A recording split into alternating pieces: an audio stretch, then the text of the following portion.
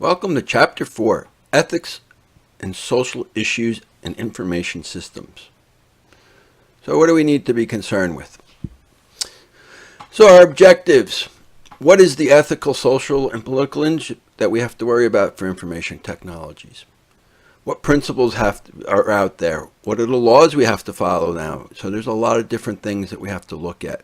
What contemporary issues do we have? And how have information systems affected laws, liabilities, quality of life every day? We hear about this all the time. We're going to start looking into this. We've all heard the term big data. So in the last, I believe it's about last 4 years, we have collected more data than the whole history of human existence. Why? We put data on the internet. With the advances on the internet, we're up to the Wi-Fi, smartphones, social media. We now collect tons and tons of data. And what do we do with it?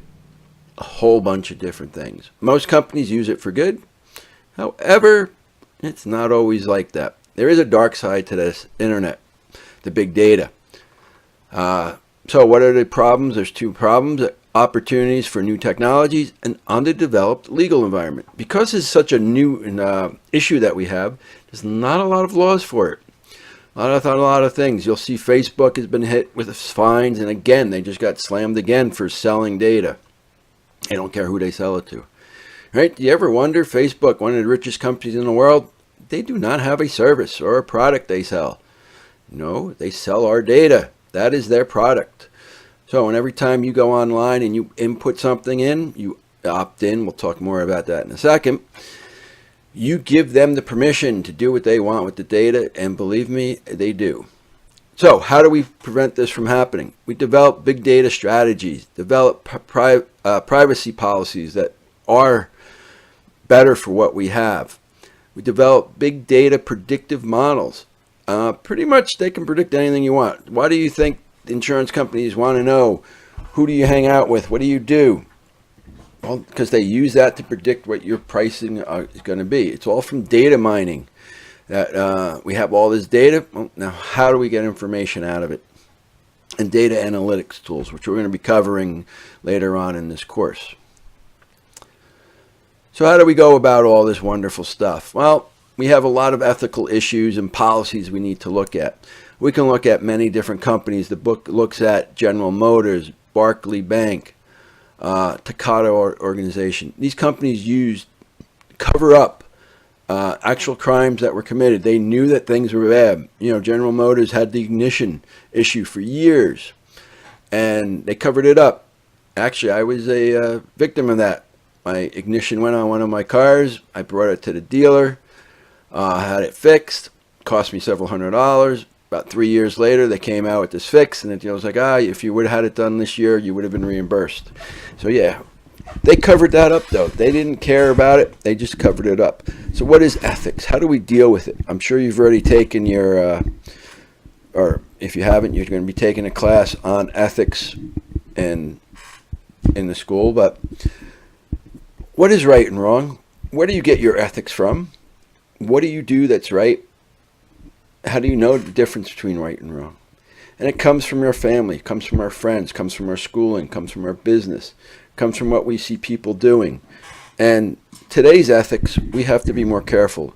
With social media, we see a lot of things on social media that we've never seen on TV. With the liabilities on social media, we're able to show a lot more things, and people are exposed to a lot more things. And does this have an impact on ethics? Yeah, you bet it does, because when we start seeing it as, well, it's not really a crime if I'm still doing it from home. How many people have downloaded illegal music? You would never break into a store to steal a record or a CD or DVD, but yet people do it all the time. They download something they know isn't right. That's still stealing, but it's become a white-collar crime, or it's not really a crime. Someone put it there. Well, we're going to get into that in patents and music and all this stuff. But let's face it, you download something illegal, shouldn't it be illegal, or download it, it's illegal. Same with movies. You can watch illegal movies, but on the internet now, you're not breaking into a store so you don't see the harm in it. Well, it does harm people, and this is a form of ethics. Ethics are under attack with social media, with the internet the way it is. And, as we look at what happens, IT has changed the way we look at what is socially acceptable anymore. And we need to look at that and how all this varies on how ethics, social media, and the internet has changed the way we look at life. So what are 5 moral dimensions of the information age? Information rights and obligations, property rights and obligations, accountability and control, system quality, and quality of life. So we're going to be starting to look at all these different areas that we need to look at. So one of the things we need to look at, computing power gets faster every 18 months. So as that continues to happen, our technology gets faster. If you think 5 years ago, the smartphone was not as smart as it is today. The computer on that smartphone is smarter than what they went to the moon with in the late 60s, the computing power. So smartphones has enabled us. But why is that happening? Because of Wi-Fi. We're up to the 5th generation of high-speed Wi-Fi now. And it's going to get even changed. Don't you use your phone for everything? Data storage costs. How many pictures do you take? How many do you delete? When I started in computers, we had a 10 meg hard drive. We can save about 5 pictures, maybe 1 movie. But now with hard drives being so big, we can just save everything. Now I take hundreds of pictures. We go to an event, I'll take 100 pictures, not even thinking about it, knowing I might only print 1 or 2 out that I actually look at. It doesn't cost me anything, so I can do this. And we're going to look at data analysis, data mining. These are areas digging into this data. We'll talk more about this when we get to databases. But this allows us to look at data differently than we have in the past. We're looking at networking, which I just mentioned, and the mobile device growth. These areas are an explosion on what's going on. We use our mobile device for everything nowadays. Our one phone, GPS, text messaging, Facebook, whatever else you use it for. We use it for everything now. And, when you go shopping, some stores are experimenting. As we walk around the store, you'll get a flash coupon that pops up on the thing. Buy this. You're right by that area. Which is technology wasn't available in the past. Now it is. They know who you are when you walk into the store because of your phone. So these are things that we're going to be looking at and how do we ethically keep them controlled. There are some areas who say this is profiling, that if we look at certain things, you can in the book they mention that the police company was profiling some people who they thought might be criminals in the future, so let's get them training so they don't become criminals. Yes, it's a form of profiling to make it better. Sometimes all profiling is not bad, but the laws say we should not do it. So we need to make sure that because we have the technology, that we must be able to do it correctly and morally correct. We have NORA, combining data and multiple sources to find obscure hidden things. We'll talk about this in data mining when we get over to business intelligence and data. But this is something that, the police forces are using to try to figure this out. And it is questionable. How ethical is it? And we're going to need laws to figure this out because we can't just leave it up to individuals. We need to make sure everyone does everything the same way. Responsibility, accountability, liability, and due process. These are all parts of the legal system. Who's responsible for these costs, for potential costs? Who's going to be held accountable, liable? What are we going to be looking at? And what laws are we going to have in place that can help us ensure that what we're doing is within the legal system and it can be upheld in court? So how do we look at the ethical analysis?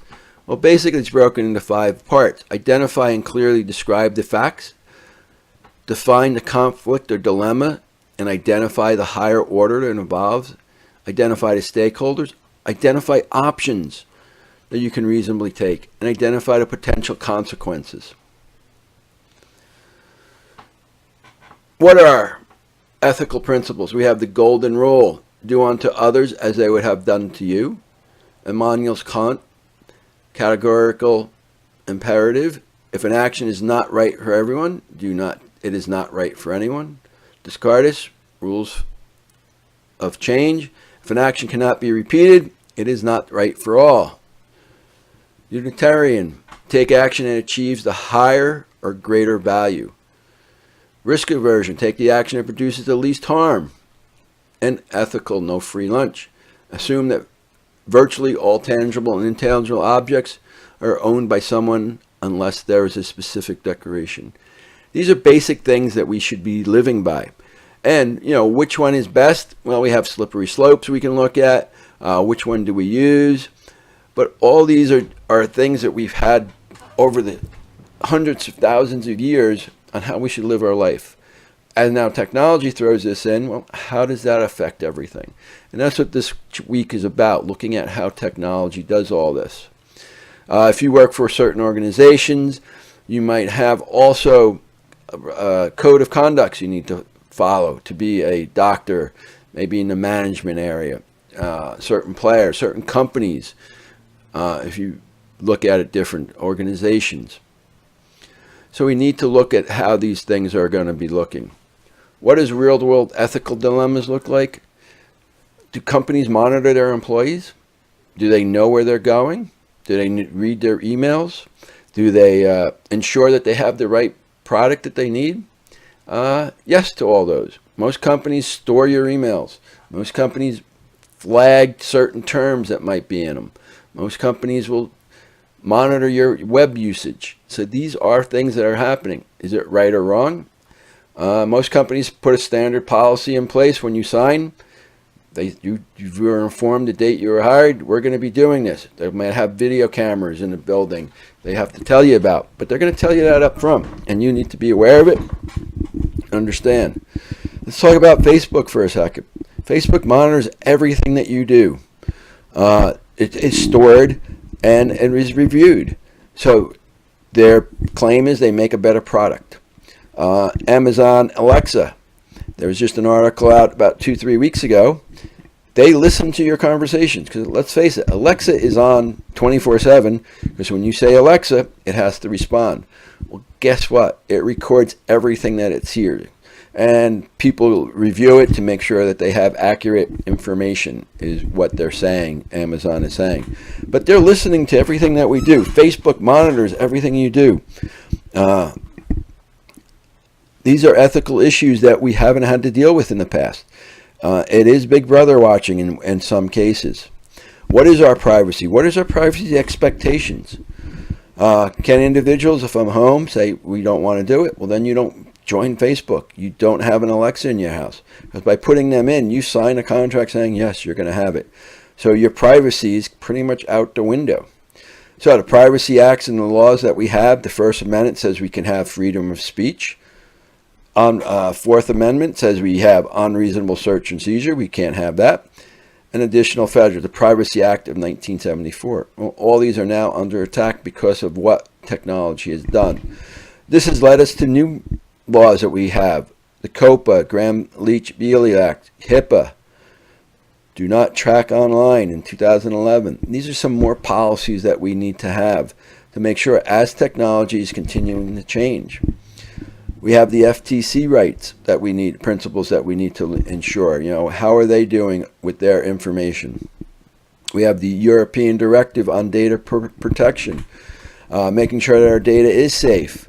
How many people remember Edward Snowden in the WikiLeaks scandal, where they put out all the government documents because he felt it was necessary?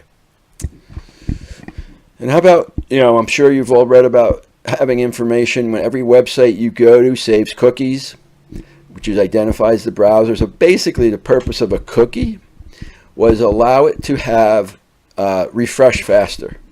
Now it's collecting information. Now there's super cookies or flash cookies that actually send information back to the original host. Web beacons, or they're bugs if you want. They're tiny graphical embedded in the email and web pages. Monitor who is reading the email message. Spyware. I hope you run some kind of antivirus.